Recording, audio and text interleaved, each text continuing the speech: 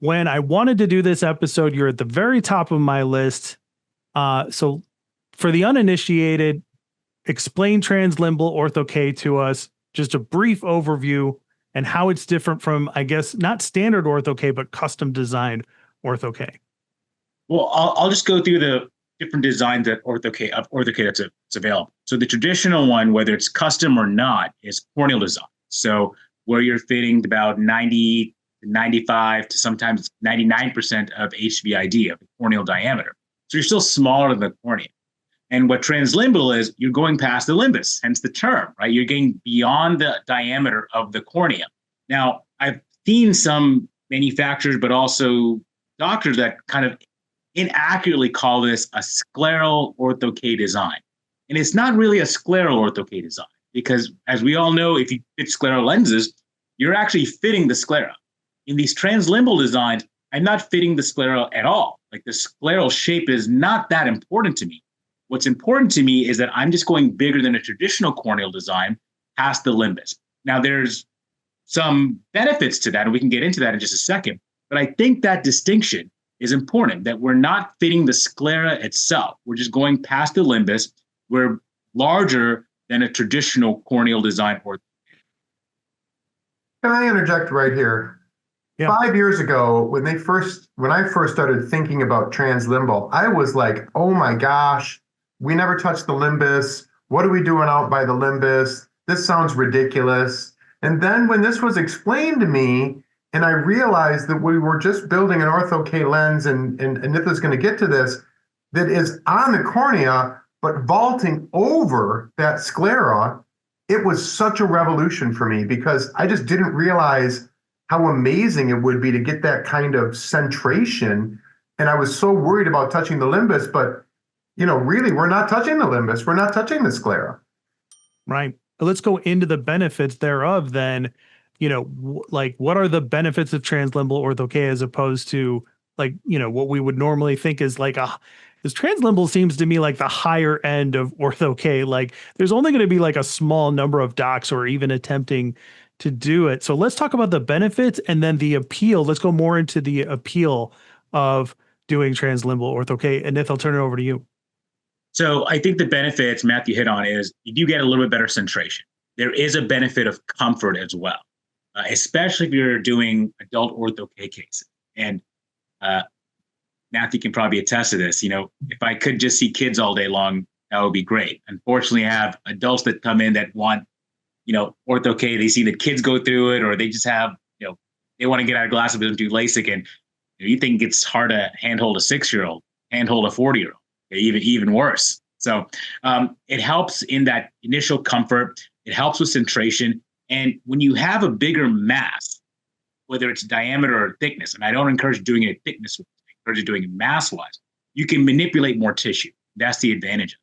Now, you're right. A lot of doctors don't venture into this, and it is completely off-label. So there's reasons not to do it, right? Because of that studies aren't there, and it's not FDA approved and all that. And you're really getting into these murky waters where you're going off of the feedback of colleagues of how you're learning about this. And shout out to some of my mentors, Dr. Ken Mahler, Dr. Julio Arroyo, that I've learned from, and then kind of tweak things along the way. And I think the biggest thing also is, I think while it get a little bit more popular, there's a manufacturer out there that's now doing designs larger diameter as well. But I would say the biggest advantage is you can have a little bit better centration. You could have certainly improved comfort in some cases, and you can manipulate tissue probably a little bit better because of. Mm-hmm. And go ahead, Matthew. I think Anith is underplaying this. I have fit a lot of hyperopic Ortho-K standard corneal designs. They are so much work. It is so much work to create the amount of hyperopia I need for a 55 or 60-year-old.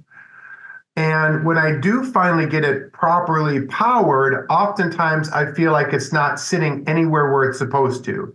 It's sliding inferior or displacing slightly. It's like this relationship between trying to get enough power to get the job done to satisfy a +2 who's 55 or 60 years old is a lot. It's very difficult. When you go to these translimbal designs, the comfort is amazing.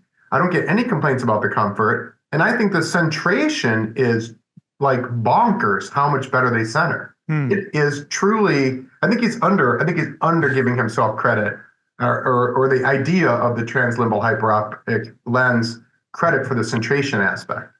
Right. What's interesting about that is that becomes more true even with like higher myopic cases, which not a lot of people think about, because corneal designs work so well with myopia and we're so accustomed to it. And with these very high myopes, like I just did one 2 days ago that was came in, just didn't think there was any other option. She wanted LASIK, bad dry eye, but she wanted to get out of glasses. It was like a -9 myope. And she was an adult. And we did a translimbal design. And when I talk about that mask that I'm talking about, where you can manipulate tissue better, it's even more evident with these high myopic cases. I would argue even in the hyperopic cases, because of how a hyperopic design varies from a myopic design. The landing zones come in a little bit differently, like how everything is manipulated is a little bit differently. But that level of myopia, I would say you could probably do a +2 in a corneal design. Not every cornea is the same. But when you get into these higher myopes, while you can still do them in corneal designs, when they're an adult case, high myope, you're just killing two birds with one stone, because you get the better comfort, plus you can manipulate tissue a little bit better too.